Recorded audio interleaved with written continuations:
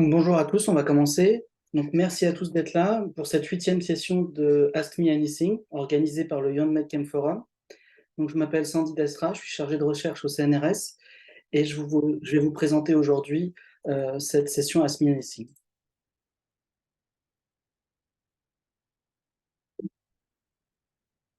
Donc, avant de commencer, merci de vous être inscrits si nombreux, de pu avoir et d'avoir répondu au questionnaire. Donc, pour la plupart d'entre vous n'êtes pas adhérents à la Société de chimie thérapeutique, donc je vous incite vivement à adhérer à cette société. Je rappelle que les frais d'inscription sont très peu élevés. Pour les doctorants et post-doc, elle est de 15 €, et pour les étudiants en Master 2, elle est même gratuite. Donc, adhérez, vous aurez de nombreuses informations et pour votre réseau, c'est plutôt important. On a pu voir également que la plupart d'entre vous ne connaissaient pas notre groupe, le Young Medchem Forum, c'est pourquoi je vais vous en parler rapidement. Donc notre groupe, en quelques mots, est un groupe de 9 chimistes médicinaux et académiques et industriels qui a été créé l'année passée, dont l'objectif est d'aider les étudiants et les jeunes chimistes à s'informer sur le métier de la chimie thérapeutique à travers différentes actions que nous avons mis en place, notamment ces Ask Me Anything, ces sessions Ask Me Anything, pardon, qui sont des discussions en ligne informelles. Vous pouvez retrouver nos précédentes discussions en ligne sur la chaîne YouTube. Vous avez également des mappings qui vont consister à pouvoir identifier sur une carte interactive de France les différentes formations de master en chimie médicinale, mais également les laboratoires académiques et industriels qui s'intéressent aux thématiques de chimie médicinale. Nous avons également mis en place un système de mentoring depuis l'an passé. Nous avons lancé la 2e édition il y a quelques semaines. Ce mentoring est dédié aux étudiants de master et première année de thèse pour se différencier de ce qui est fait au niveau européen à l'EFMC. Et nous réalisons également ce que l'on appelle My Publication at a Glance pour les étudiants en thèse et pour les postdocs. Ils peuvent avoir la chance de présenter en 5 minutes à travers une vidéo une publication récente sur laquelle ils sont auteurs. Vous pouvez voir les dernières éditions sur la chaîne YouTube également. Vous pouvez nous suivre sur le site de la SCT, sur LinkedIn, sur Twitter, sur notre chaîne YouTube, comme je vous ai dit, et également, vous pouvez nous contacter à travers notre adresse mail ymcf@sct-asso.fr. Donc pour cette session qui est enregistrée, je vais vous demander d'éteindre votre micro lorsque vous ne parlerez pas, d'allumer vos caméras lorsque vous poserez les questions pour plus de convivialité, s'il vous plaît. Donc aujourd'hui, nous avons la chance d'accueillir le docteur Gilles Guichard, qui est directeur de recherche au CNRS à l'IECB de Pessac, pour discuter avec vous de la préparation des concours de chargé de recherche CNRS. Donc, je vais vous présenter brièvement Gilles Guichard. Gilles a réalisé une thèse sous la direction du docteur Jean-Paul Briand à l'Institut de biologie moléculaire et cellulaire de Strasbourg. En 1996, il a rejoint l'ETH de Zurich pour un postdoc avec le docteur Zebar, avant d'intégrer le CNRS à travers un concours en 1998. Et en 2006, il est donc passé directeur de recherche, toujours à l'IBMC de Strasbourg, avant de se déplacer à Bordeaux, au CBMN, au laboratoire de chimie-biologie des membranes et nano-objets. En 2012, il a intégré l'Institut européen de chimie et biologie, l'IECB, toujours à Bordeaux, dans lequel il est responsable d'équipe. Donc en quelques mots, Gilles a reçu de nombreux prix. Il est notamment médaille de bronze du CNRS en 2001. Il a reçu également récemment le prix Grammatikakis Neumann de l'Académie des sciences. Il est membre de nombreux comités d'évaluation, ANR, HCRS, et il a notamment fait partie du comité national du CNRS en section 16 entre 2013 et 2021.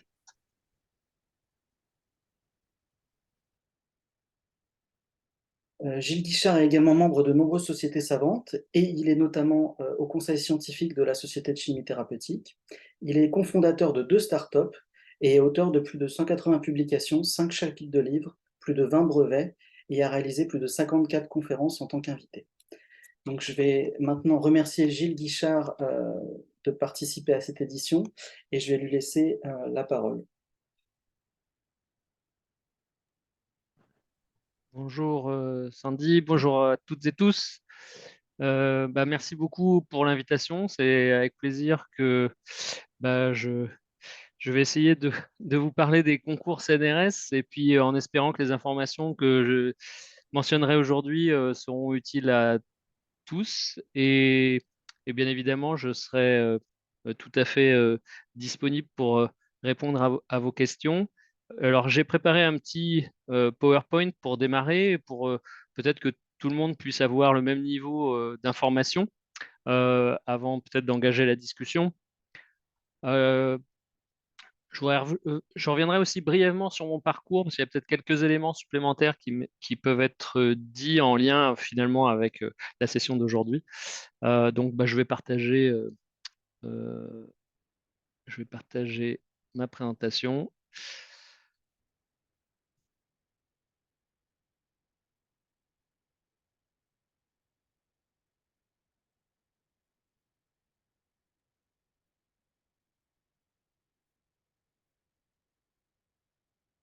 Est-ce que vous voyez comme il faut Parfait. l'écran? Merci Gilles, ouais, c'est C'est parfait. parfait. Ouais, du coup, j'ai remis un petit peu la, la timeline en rajoutant des petits bouts et puis pour expliquer un peu peut-être le processus, parce que finalement, euh, ce qui, ce qui, ce qui anime les jeunes qui sont présents aujourd'hui, c'est l'intérêt pour une carrière académique.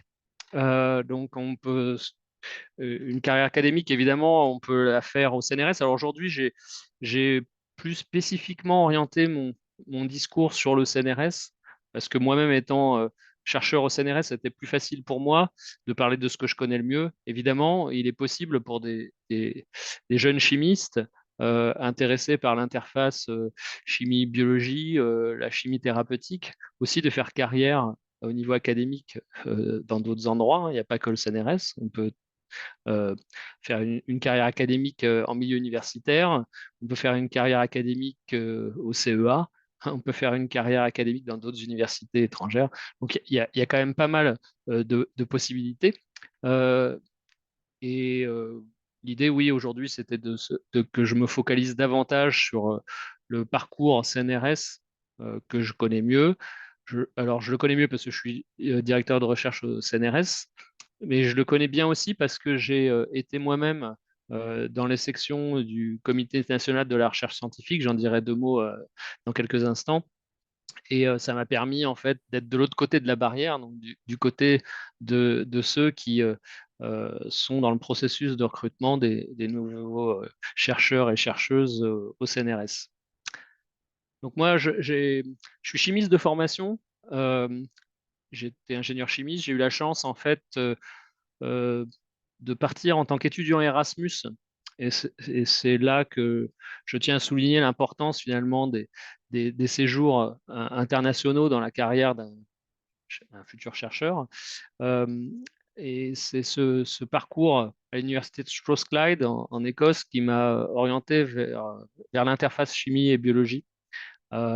Et à ce retour en fait de ce stage Erasmus, enfin, de cette année Erasmus plus exactement, euh, j'ai choisi de faire en fait un master à l'université de Montpellier dans le domaine de la chimie et de la biologie, puisque c'est ça que j'ai senti qui m'intéressait. Et c'est ça qui a orienté finalement tous les choix que j'ai pu faire après, que ce soit la thèse que j'ai réalisée dans un institut de biologie moléculaire et cellulaire en étant chimiste, mais avec un projet qui était vraiment d'interface.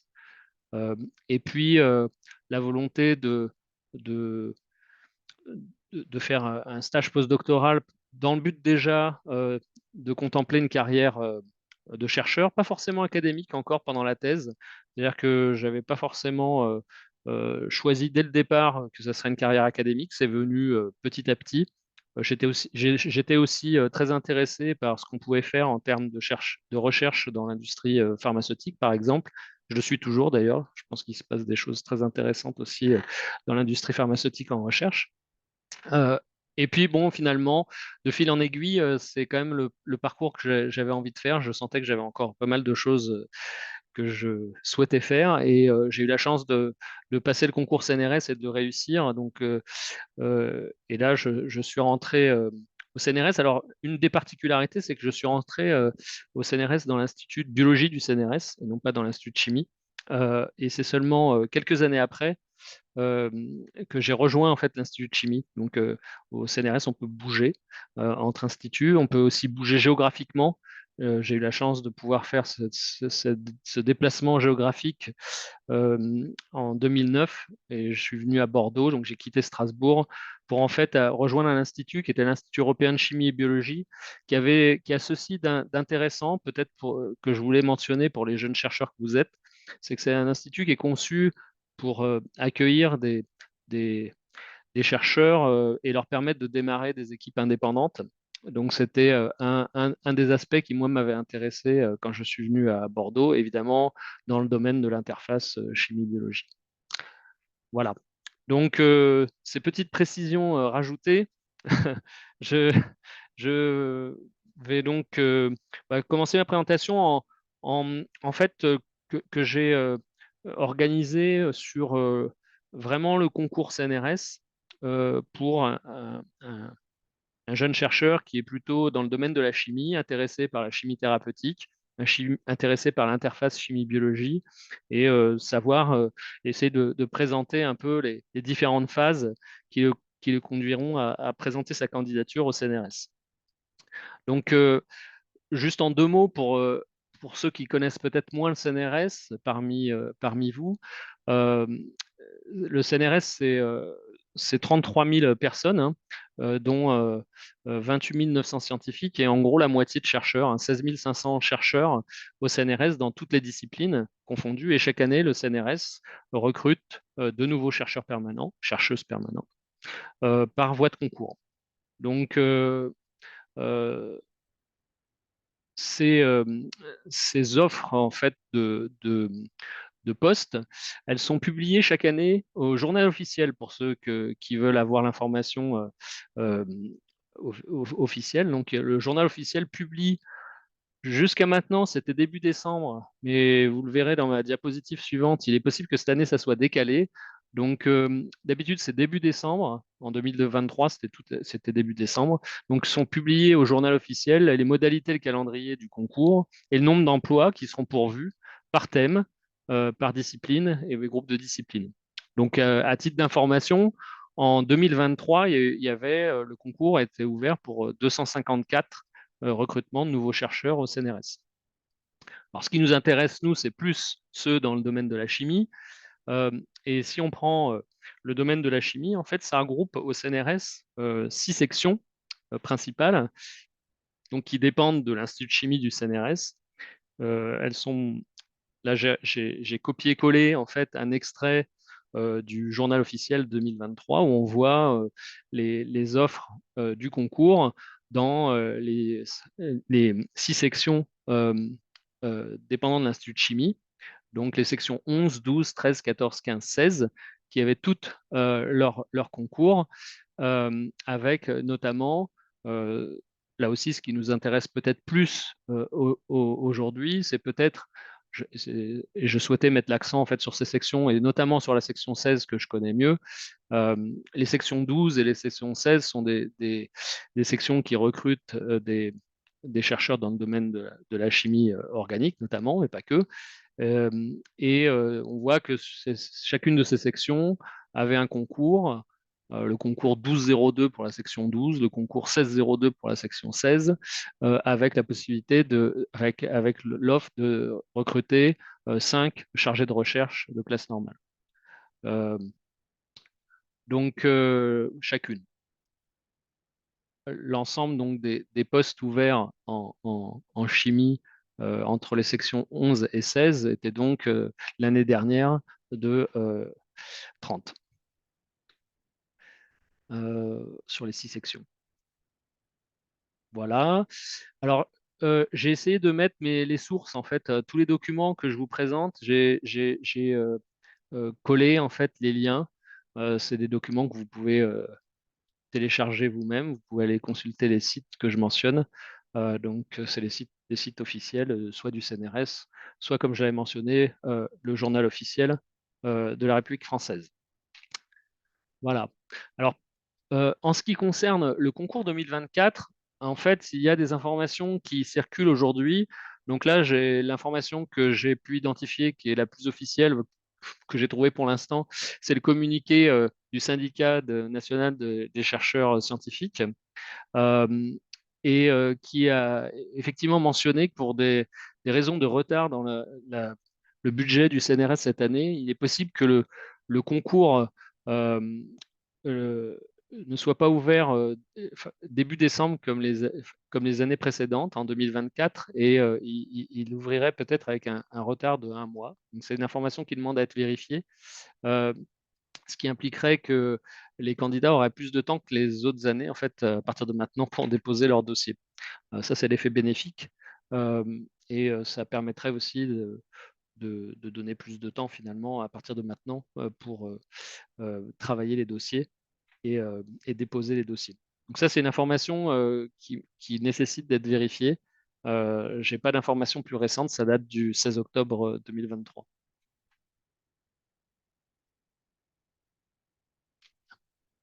Euh, alors, j'ai mentionné donc les sections. Donc les sections, c'est les sections du Comité national de la recherche scientifique.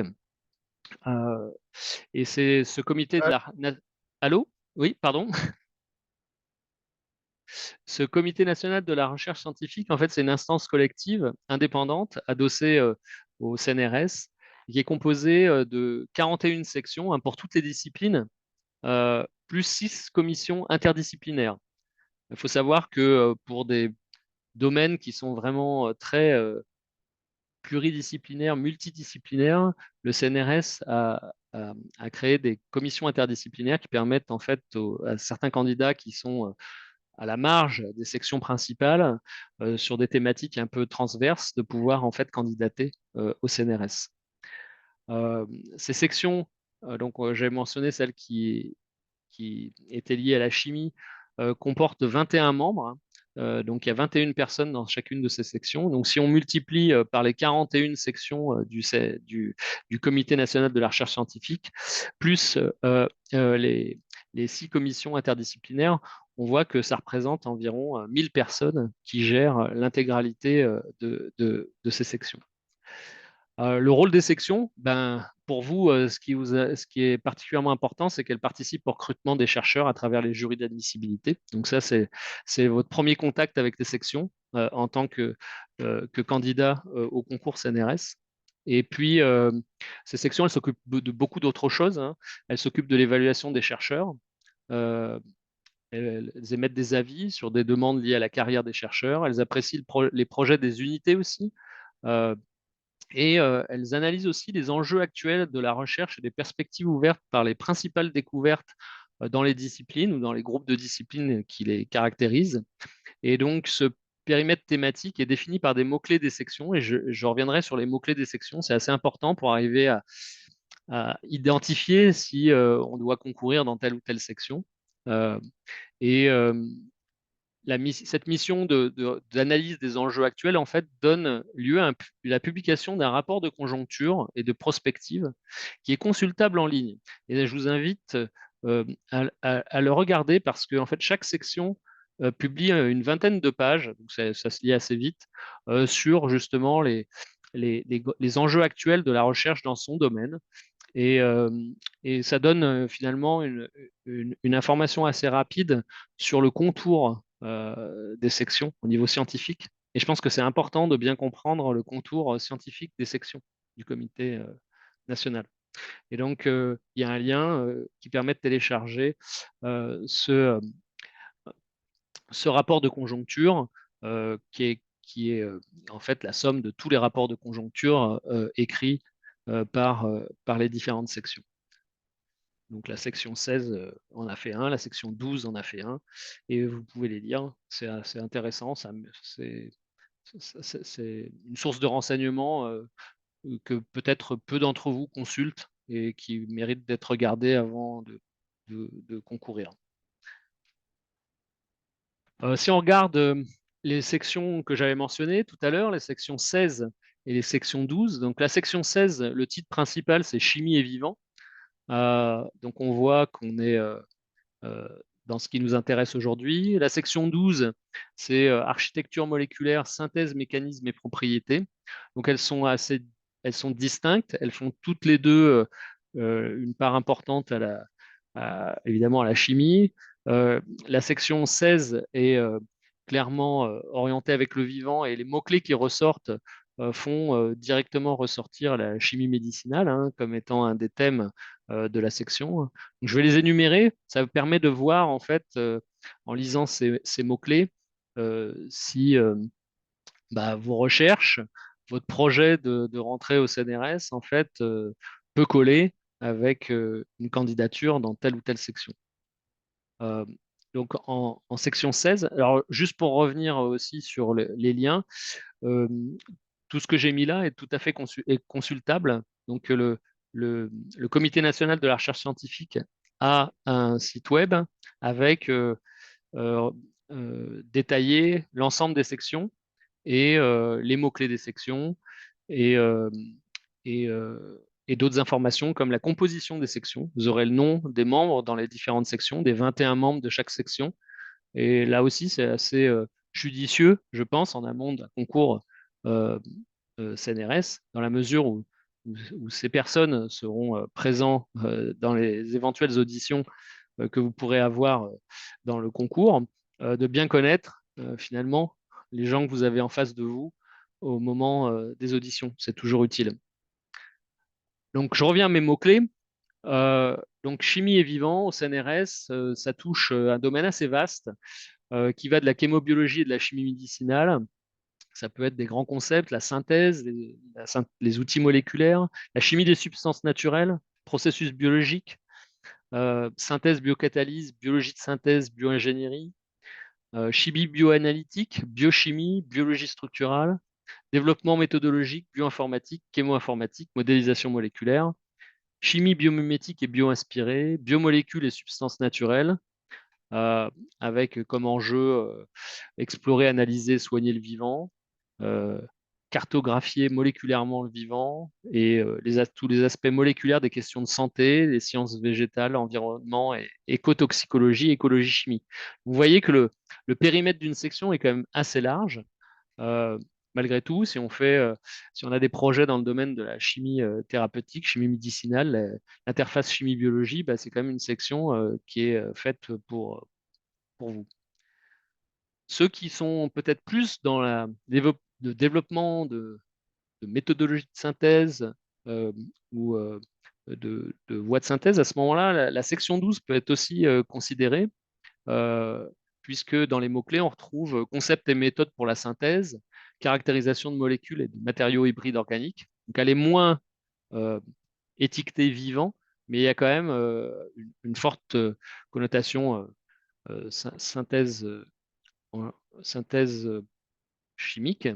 Donc, synthèse multi-étapes et éco-compatible, hétérochimie, chimie organométallique et chimie supramoléculaire, catalyse et biocatalyse pour la synthèse organique, physico-chimie et mécanismes réactionnels. On trouve quand même produits naturels et molécules bioactives dans les mots-clés, chimie fine, molécules pour l'environnement, chimie durable, valorisation des ressources naturelles, molécules et matériaux moléculaires et hybrides pour l'optique. Donc là, on s'éloigne, l'électronique et la biologie, molécules et matériaux moléculaires pour les technologies de l'information et de la communication. Donc on voit que suivant votre parcours et vos envies en termes de projet de recherche, peut-être que l'une ou l'autre ou les deux sections peuvent s'avérer appropriées. Je reviens sur la section 16, peut-être pour vous donner le contour en France de ce que ça représente en termes de laboratoire. Euh, euh, dans le rapport de conjoncture de 2019, en fait, il y a des éléments statistiques sur cette section 16. Elle est constituée de 58 structures opérationnelles de recherche, dont 36, ou enfin même presque 40 unités de recherche, que ce sont des unités propres de recherche, des unités mixtes de recherche, ou les unités FRE. Donc, on voit qu'on a une quarantaine d'unités réparties géographiquement sur toute la France et qui euh, regroupent environ 340 chercheurs, dont 165 chargés de recherche. Donc ça, c'est à peu près le périmètre. en termes de structure de recherche des laboratoires de la section 16, chimie et vivant.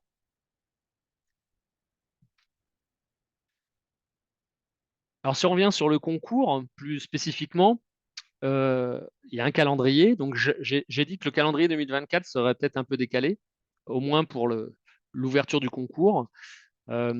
Si on prend le calendrier 2023, en fait, il y a plusieurs phases. La première phase, c'est de décembre à janvier. En général, c'est une phase assez courte, hein, où il y a l'affichage des offres et, et la période où vous pouvez faire l'inscription en ligne et le dépôt du dossier de candidature. Puis après, il y a une phase dite d'admissibilité en 2 temps. Il y a une première période qui va être dédiée à une présélection d'un certain nombre de candidats sur dossier, sur la base des dossiers soumis au concours. Et à l'issue de cette phase de présélection sur dossier, un certain nombre de candidats seront invités à être auditionnés dans la deuxième phase d'admissibilité. Puis, à l'issue de ces 2 phases, il y a une phase d'admission avec un jury d'admission qui va lister les candidats et candidates dans la liste principale et dans la liste complémentaire. Et puis ensuite, ben, les heureux élus seront nommés et prendront leurs fonctions à partir du 1er octobre de l'année du concours et avec la possibilité de report jusqu'en février de l'année N+1. S'il y a des personnes qui sont encore en stage postdoctoral au moment de leur nomination, ils ont la possibilité en fait de, différer en fait leur entrée au CNRS. Donc si on fait le bilan du concours 2023, je pense que ça aussi c'est intéressant. Je l'ai fait sur 2 sections. Donc c'est des données qui sont accessibles à tous, hein. J'ai encore mis les sources. Donc les admis à concourir, c'est-à-dire ceux dont le dossier était valide euh, d'un point de vue administratif euh, à l'issue du dépôt des dossiers de candidature. En section 16, il y avait 56 euh, dossiers, 33 en section 12. Et ensuite, admis à poursuivre, donc ça c'est l'évaluation des dossiers par les membres de la section qui évaluent la qualité des dossiers et en retiennent un, un certain nombre. Donc, à l'issue de cette évaluation, les admis à poursuivre en section 16, ils étaient 30, donc sur les 56 de départ, 25 en section 12. Et puis, suite à l'audition, il y a eu 9 admissibles en section 16, 8 admissibles en section 12. Et à l'issue du jury d'admission, 5 de ces admissibles ont été placés en liste principale, 4 en liste complémentaire pour la section 16 et 5 en liste principale et 2 en liste complémentaire pour la section 12. Donc voilà, donc ça c'est à peu près le processus du concours. 56 candidats au départ en section 16.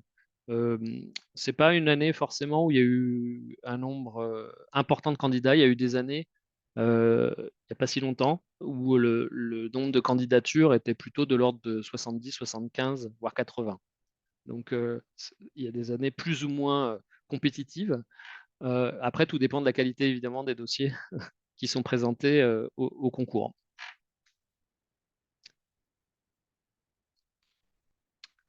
Euh, pour chaque concours, les sections proposent des critères de recrutement aussi. C'est-à-dire que vous pouvez accéder, en allant sur le site des sections, à un document PDF. Donc, celui de la section 16 date de 2022, celui de la section 12, ici, que j'ai recopié, date de 2023. Et ces documents PDF, en fait, vous donnent quelques consignes sur les critères de recrutement des chercheurs qui sont fixés par chacune des sections. Donc, on l'a vu, hein, les concours sont spécifiques à chaque section. Donc, il y a un concours section 16, un autre concours section 12, et les critères de recrutement sont spécifiés pour chaque section. Donc, si on regarde la section 16, pour l'accès au grade de chargé de recherche de classe normale, qu'est-ce qui intéresse la majorité d'entre vous, j'imagine, si ils présentent le concours CNRS, eh bien, ce qui est regardé, c'est les contributions scientifiques antérieures, la mobilité géographique et ou thématique. Ça, c'est des points importants pour en discuter après. La culture scientifique, la maîtrise du projet scientifique, parce qu'il y a ce qu'on a fait avant, mais il y a aussi le projet qu'on présente pour entrer au CNRS. J'en parlerai un peu après. Euh, et l'adéquation avec les thématiques de la section, hein. Donc, je vous ai dit que c'était assez important de bien connaître le périmètre de la section dans lequel vous projetez de postuler, parce que en fait, si vos projets ou votre parcours est à la marge des thématiques et des sous-disciplines de la section, bah, ça marchera pas bien. Donc, il faut quand même s'assurer qu'on est bien dans les thématiques de la section. La qualité de l'audition pour ceux qui seront auditionnés et l'adéquation de l'ensemble des critères précédents avec le parcours de recherche. Alors, en section 12, c'est libellé un peu différemment, mais c'est plus ou moins un peu la même chose, c'est-à-dire qu'il y a des critères communs à tous les chercheurs. Quand ils disent tous les chercheurs, c'est que c'est valable aussi pour ceux qui passent le concours de directeur de recherche. J'en ai pas parlé aujourd'hui. Passer le directeur de recherche, c'est un autre concours. C'est un concours également. Et donc là, dans la section 12, il y a des critères communs aux deux concours, hein, chargé de recherche et directeur de recherche. Donc, ils regardent la production scientifique, les conférences dans les congrès, communication orale par affiche, l'enseignement et la diffusion de la science, la clarté rédactionnelle des documents et la prestation orale, qualité de la présentation et pertinence des réponses aux questions. Plus spécifiquement pour l'accès au grade de chargé de recherche, bien, il va y avoir en plus la prise en compte de la culture scientifique générale, la qualité des travaux de recherche antérieurs, la mobilité thématique et géographique, on la retrouve, la qualité et la compréhension du projet et l'apport du candidat, la capacité à développer un projet scientifique et à l'encadrement, et la valorisation de la recherche. Voilà, ça c'est des mots-clés en termes de critères qu'il faut avoir intégrés lorsqu'on dépose son projet euh, euh, au concours CNRS. Donc on en arrive au dossier, je crois que c'est une de mes dernières slides. Euh, euh, et le dossier est constitué en fait d'un dossier de candidature électronique en ligne auquel il faudra joindre un certain nombre de documents comme un curriculum vitae, une copie du diplôme qui est requis pour concourir, un rapport sur les travaux antérieurs que vous avez effectués, un rapport sur le programme de recherche que vous proposez pour votre entrée au CNRS. Et ensuite, on peut joindre des publications, on peut joindre le rapport du jury de thèse. Et, j'ai listé en italique un certain nombre de points qui sont importants en fait par rapport au concours. Il n'y a pas de limite au nombre de candidatures, notamment lors d'une même campagne. C'est-à-dire que vous pouvez candidater à plusieurs concours dans plusieurs sections différentes. Cependant, comme on l'a vu, les contours des sections sont quand même assez différents. Et donc, ça veut dire qu'un projet de recherche qui a été élaboré pour concourir à un concours d'une section, bah, il ne sera pas forcément adapté pour concourir euh, au concours d'une autre section. Donc, c'est assez important de bien réfléchir à ça avant de concourir sur beaucoup de sections en même temps. Euh, Ensuite, il n'y a pas de condition de nationalité, euh, c'est-à-dire que les candidats de tout pays peuvent candidater au CNRS. Il n'y a pas de condition d'âge pour candidater. La présentation du projet de recherche est libre. Euh, le nombre de pages n'est pas limité, mais là, on pourra en discuter. Ça ne veut pas dire qu'il faut écrire un roman de 100 pages. Il faut savoir que les membres des sections vont avoir euh, des dossiers de plusieurs candidats à regarder dans la première phase de sélection des candidats qui seront amenés à faire l'audition.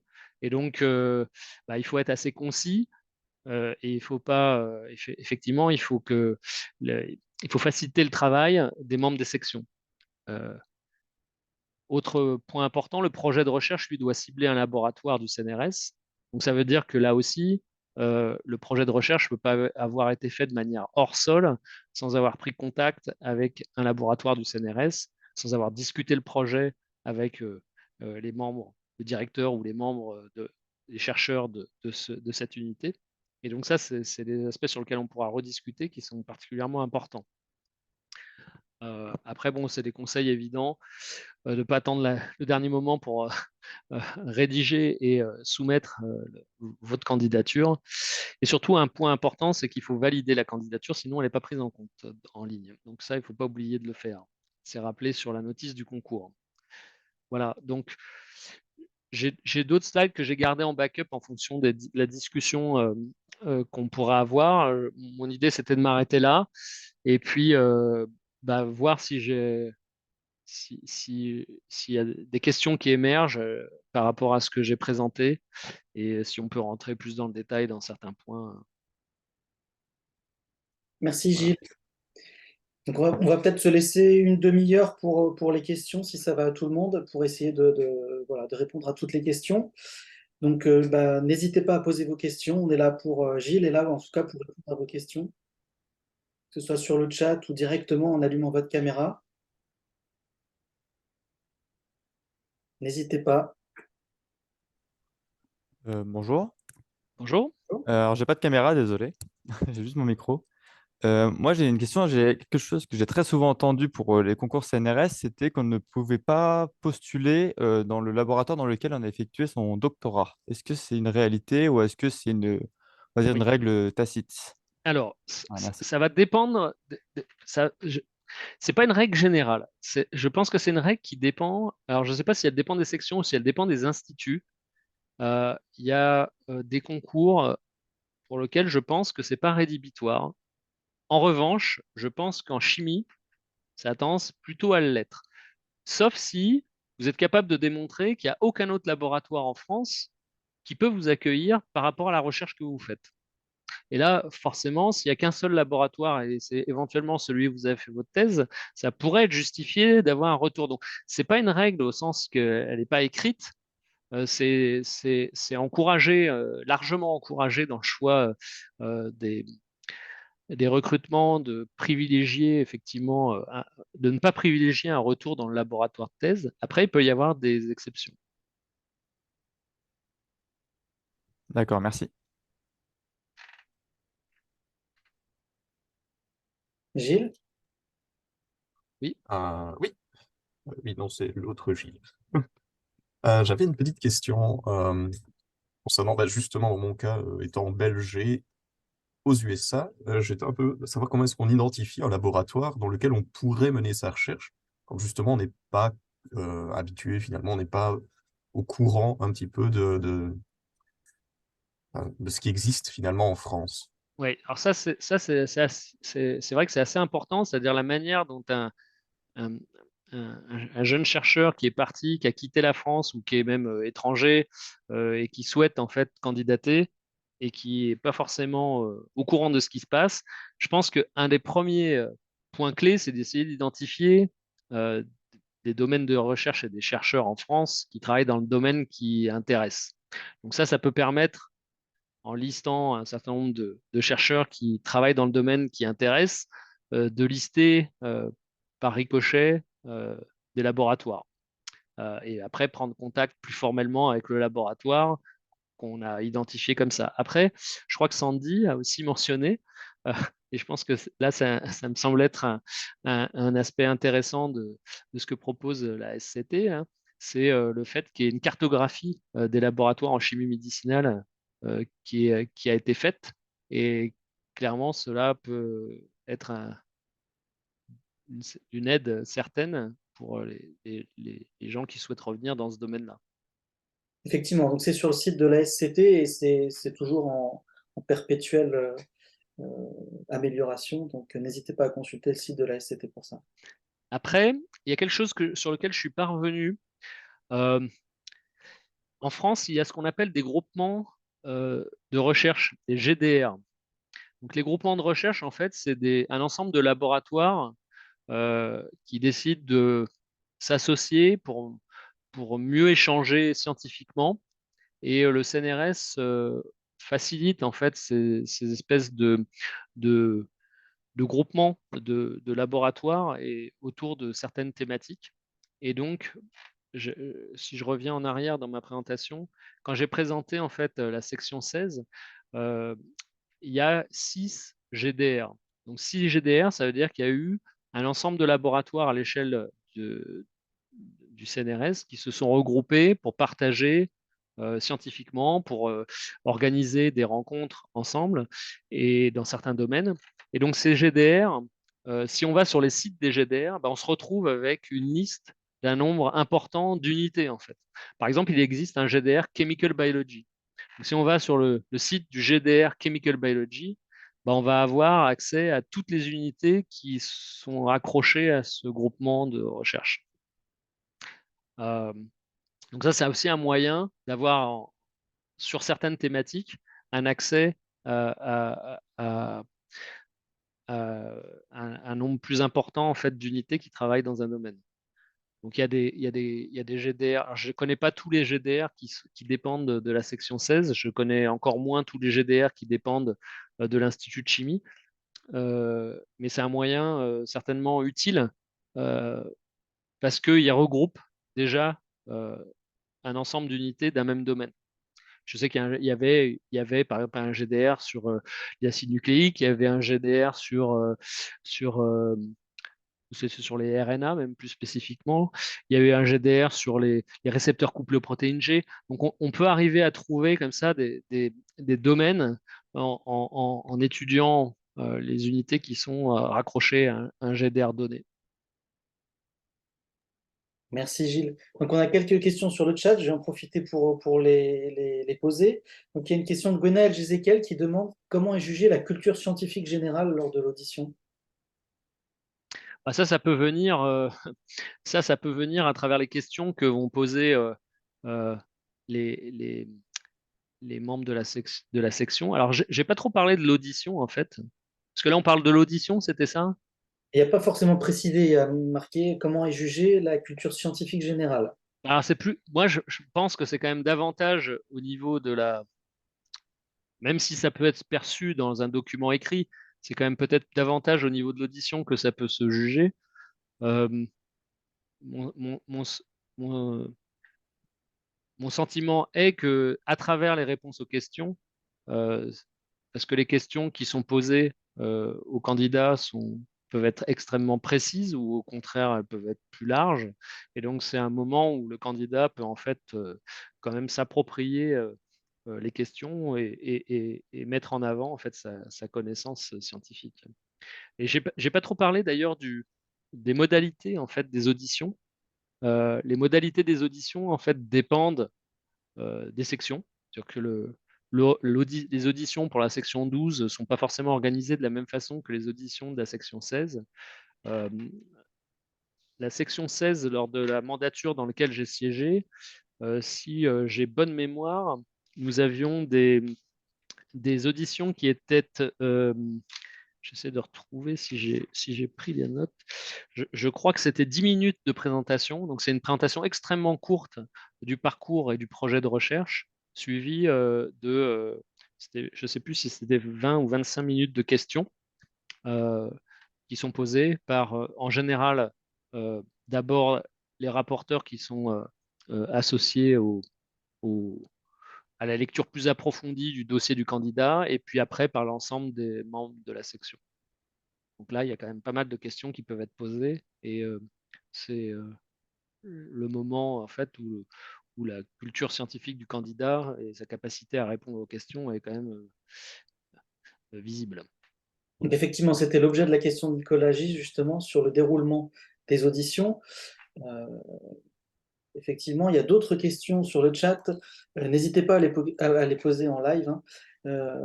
Une question par rapport à la langue du dossier et la langue de l'audition. Est-ce que c'est forcément l'anglais ou est-ce que ça peut être en anglais? Oui, ben, je pense qu'il n'y a pas de restriction. J'ai vu des dossiers en français et en anglais. J'ai écouté des auditions en français et en anglais.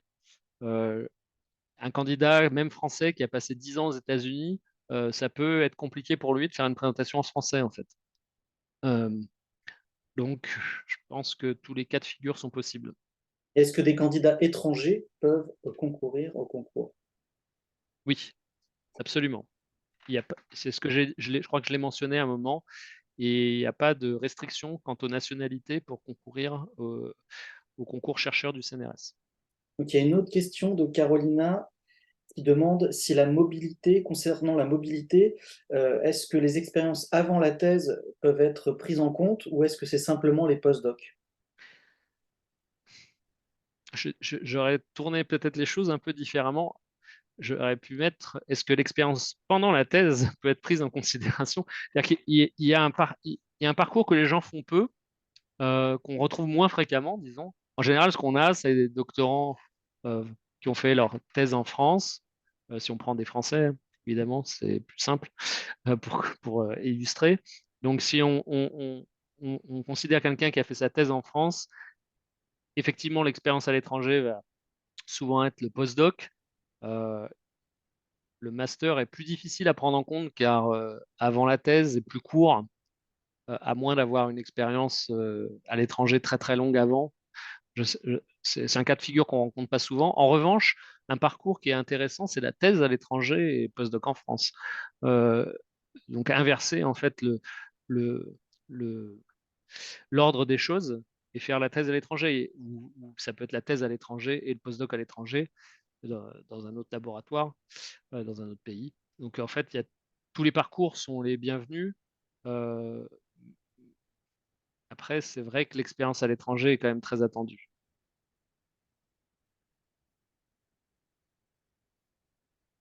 Est-ce que vous avez d'autres questions?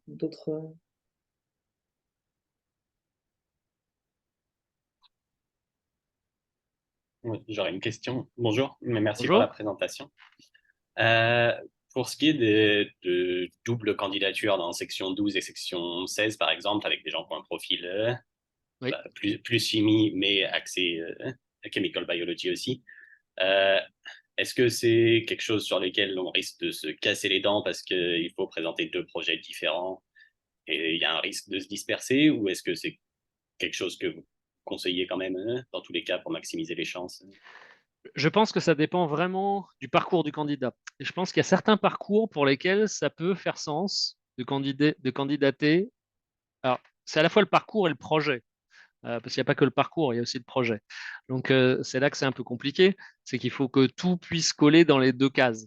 Donc, il y a effectivement, pour des candidats qui ont un parcours je ne sais pas, on peut imaginer un parcours en chimie de synthèse très poussé pendant la thèse, très méthodologie, ou la synthèse de produits naturels avec des études méthodologiques euh, complètes, et puis une ouverture vers quelque chose d'un peu différent en postdoc qui pourrait peut-être le rapprocher de la section 16 ou inversement le rapprocher de la section 12. On peut imaginer qu'effectivement un candidat comme ça puisse identifier des laboratoires où monter un projet pour la section 16 et la 12 serait possible. Il y en a qui le font. Mais ça demande d'être bien pensé parce que en fait, la lecture qu'une section va avoir d'un projet ne sera pas forcément la même que l'autre section du même projet. Et donc, ça demande certainement d'ajuster le tir malgré tout. Et donc, c'est un effort probablement supplémentaire. Et c'est aussi un effort supplémentaire peut-être à l'oral, parce en imaginant que tout se passe bien dans la première phase de sélection et que le candidat est sélectionné aux euros sur les deux sections, et ça demande aussi un travail supplémentaire sur les deux euros. Donc, en fait, si on multiplie les sections et qu'on le fait de façon pensée, c'est effectivement une charge supplémentaire de travail, hein. Ça, c'est indéniable. Mais quelque part, alors je ne sais pas si on multiplie ses chances. Je ne sais pas s'il faut voir les choses comme ça, mais c'est en tout cas tout à fait possible, hein. Oui. Et les auditions, pour compléter, sont rarement en même temps pour les sections 12 et Oui, 16, notamment. Pour super, permettre merci à des beaucoup. candidats de pouvoir faire les deux concours, absolument. Merci.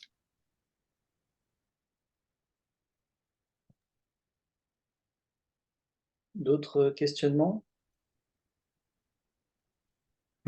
Je crois que j'aurais encore une petite question, Oui. une très rapide, celle-là. Finalement, les auditions sont finalement en personne ou se font en ligne, notamment pour les candidats qui seraient à l'étranger? Alors, là, vous me posez une colle. Euh, parce qu'en fait, moi, pendant la période où j'étais en section, j'ai connu, il y a eu le Covid, en fait, qui a changé beaucoup de choses. Moi, je suis plus en section aujourd'hui, donc je dois avouer que j'ai pas forcément les dernières règles en main. Euh, du souvenir que j'ai, avant le Covid, c'était en personne. Et il y avait pas d'autres possibilités. Euh, En revanche, je dois avouer que j'ai pas updaté cette information récent et je voudrais pas dire de bêtises. J'ai pas vu en fait les modalités des auditions des concours des dernières années. Et là, je regrette peut-être de ne pas avoir demandé à des collègues qui sont en section aujourd'hui pour avoir cette information. Euh, de mon souvenir, c'était en présentiel. Merci.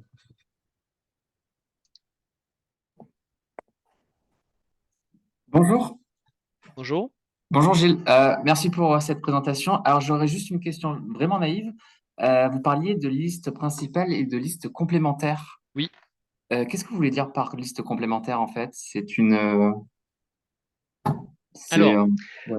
à l'issue des admissibilités, l'admissibilité, en fait, c'est la section qui procède à l'admissibilité. Elle va lister un nombre de candidats dits admissibles. Et le CNRS, en fait, va. La dernière phase en fait du concours, c'est la phase d'admission. Et donc la phase d'admission, c'est en fait un jury qui est particulier puisqu'il est constitué notamment du directeur de l'institut, donc en l'occurrence l'institut de chimie, hein, si on parle des sections de chimie, de membres nommés par la ministre chargée de la recherche sur proposition du président, d'autres membres issus des sections. Et donc ce jury va en fait finaliser le classement des candidats.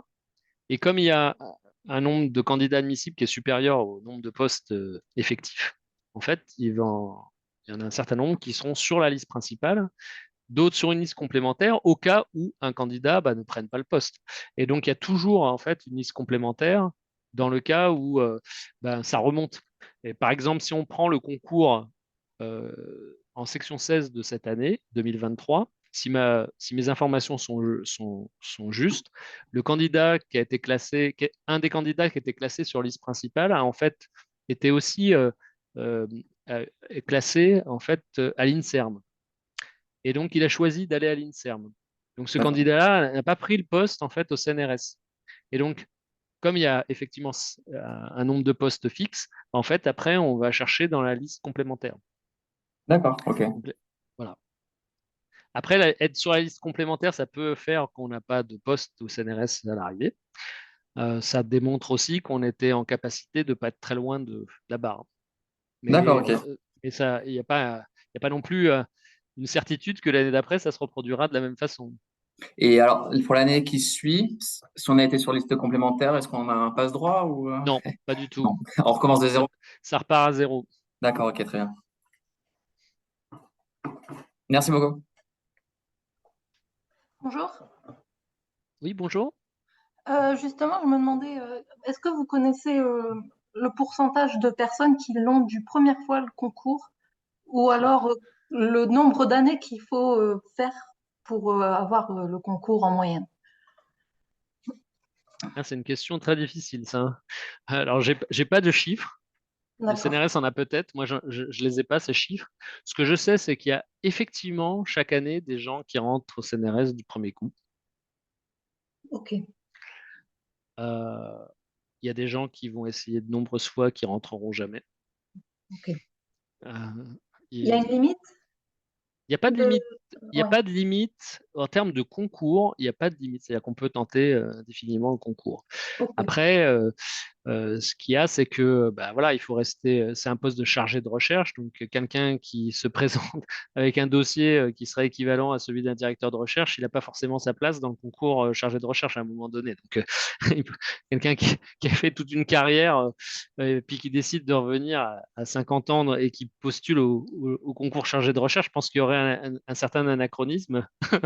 D'accord. Euh, mais effectivement, le concours est ouvert. Il n'y a pas de limite. Ok. Et, Merci. et en termes de, je dirais qu'en termes de parcours, ce qui est jugé, en fait, c'est la capacité du candidat aussi à produire dans ses années de postdoc, et en plus de la thèse, hein. Hmm. Ben là, on n'est Et pas beaucoup. tous avoir les mêmes parcours. Il y en a qui vont avoir besoin de plus de temps, de peut-être plus d'expérience pour arriver à quelque chose de saillant. D'autres qui auront peut-être, je ne sais pas si on peut parler de chance, mais voilà, dans la recherche, c'est quand même difficile de prévoir les choses.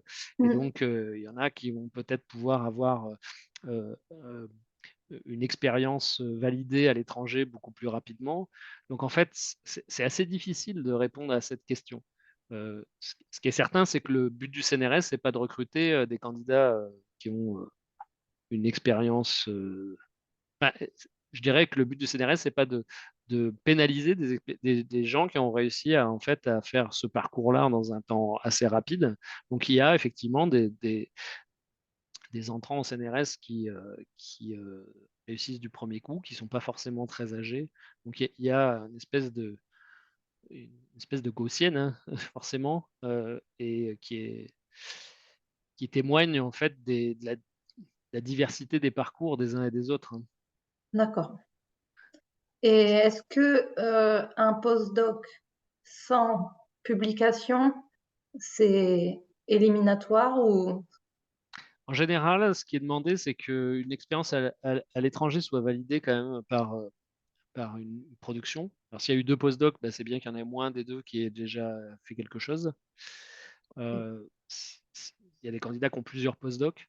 Donc, on pourrait imaginer que le dernier postdoc, s'il n'est pas vieux, s'il ne fait pas longtemps que la personne a démarré ce postdoc-là, qu'il ne soit pas validé celui-ci, mais l'expérience postdoctorale aura été validée par d'autres postdocs avant. D'accord. Si quelqu'un fait plusieurs postdocs différents à des endroits différents. Et en général, il est attendu qu'il y ait une validation en fait de la période postdoctorale. Ok, merci beaucoup.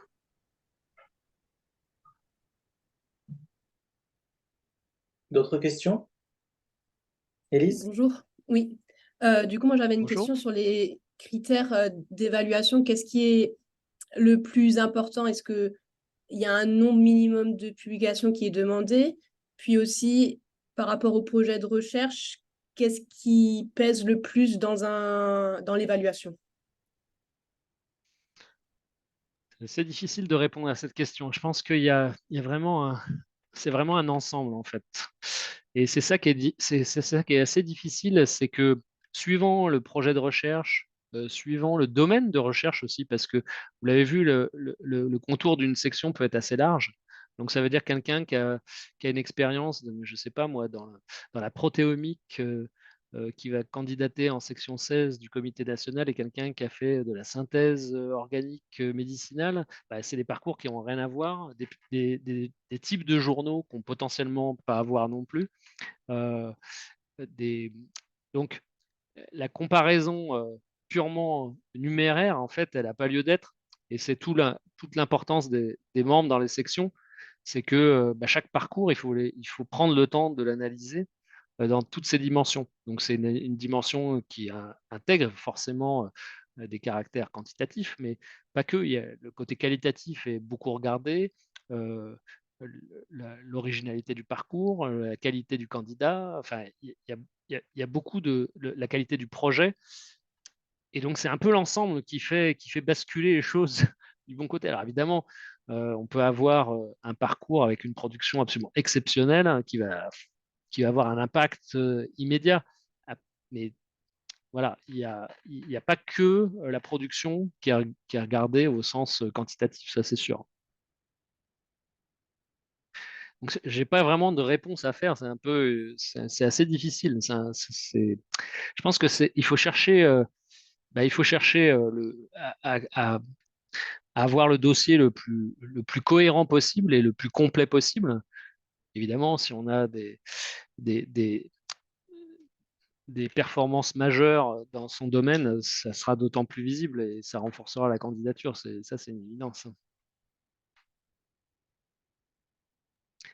Après, Merci. le nombre de publications est clairement pas, pour moi, pas un facteur. Après, ça n'engage que moi, ce que je dis ce soir. Mais voilà. Et puis, c'est rapporté aussi à l'expérience du candidat. C'est-à-dire que quelqu'un qui a 15 années de postdoc, ben, on attend de lui forcément plus que quelqu'un qui a fait 2 ans de postdoc. C'est forcément ramené, la- l'évaluation est forcément ramenée à l'expérience du candidat.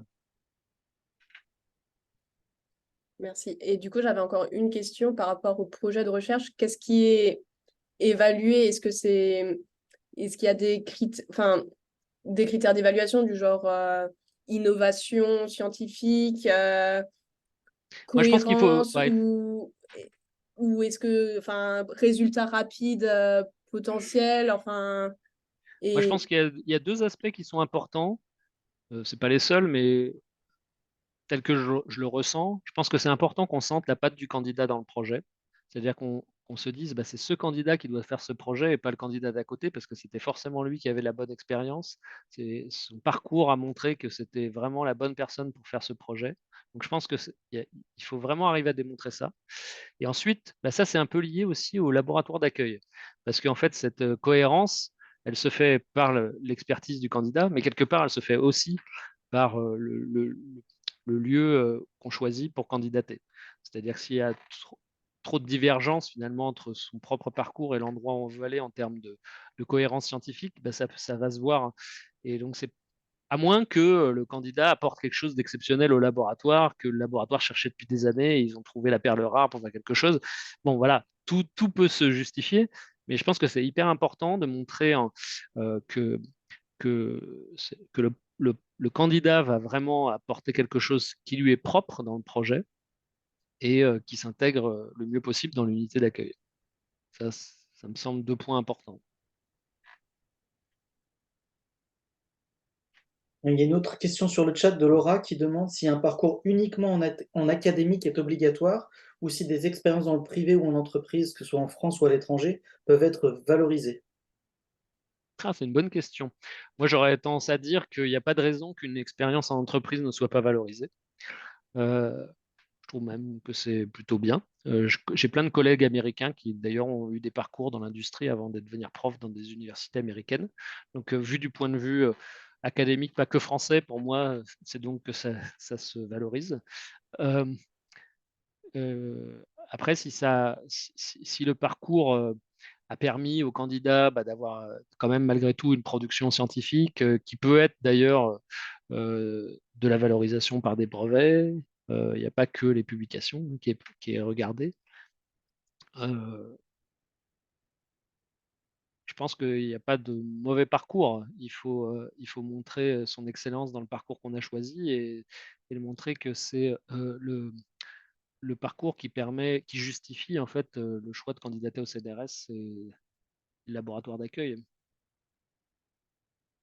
Donc pour compléter, moi lorsque j'ai postulé au CNRS, j'étais dans l'industrie pharmaceutique et lorsque j'ai postulé au CNRS. Donc voilà, il n'y a pas de limitation, je pense, en section 16 en tout cas. Une autre question de Charline qui demande plus d'informations et de conseils par rapport à comment contacter et établir le contact avec le laboratoire dans lequel postuler. Est-ce qu'il faut façonner le projet avec le laboratoire? Comment se positionner en fait? Oui. Alors, c'est une bonne question. C'est pas forcément évident hein, quand on est jeune chercheur et qu'on contacte son premier laboratoire en disant bah voilà, moi je suis intéressé par candidater au CNRS. Il y a 2 façons de faire. Soit on contacte le laboratoire de façon formelle, parce qu'on n'a pas forcément identifié un chercheur dans le laboratoire, mais on sent que c'est le laboratoire où on pourrait faire ses recherches. Et là, peut-être que ça vaut la peine de contacter le directeur d'unité, par exemple, hein, directement. En envoyant son CV et puis en expliquant ses motivations. Après, on peut avoir identifié des chercheurs en se disant, bah ouais, c'est dans cette équipe-là, je me sentirais bien, je pourrais faire la recherche, ce qu'ils font, c'est pas mal, euh, ça irait bien avec ce que je veux développer. Et là, on peut contacter les chercheurs de l'unité qui semblent être, ou des équipes qui semblent être intéressantes. Un bon moyen de faire, je pense, c'est de faire une présentation. C'est-à-dire que convaincre le directeur d'unité ou le responsable d'équipe de vous auditionner en présentant votre parcours et vos recherches, en quoi vous êtes un candidat potentiel pour cette unité-là. Et ça, c'est un bon moyen de faire. Proposer de faire un séminaire. Je pense que c'est une bonne façon d'accrocher en fait un laboratoire d'accueil. Et puis après, les discussions s'engagent. Et puis si le laboratoire d'accueil est vraiment intéressé ou l'équipe visée est vraiment intéressée, bah, il y aura des échanges. Le candidat, soit il a un sujet, un sujet potentiel, soit il n'en a pas forcément. Et là, à partir des discussions entre le candidat et la potentielle équipe d'accueil, là, les choses peuvent cristalliser dans l'élaboration d'un projet. Donc, le projet, ça ne doit pas être le projet de l'équipe d'accueil. Il est attendu quand même que le projet, on ressente que c'est le projet du candidat malgré tout quand même. Merci. D'autres questions? Une dernière question?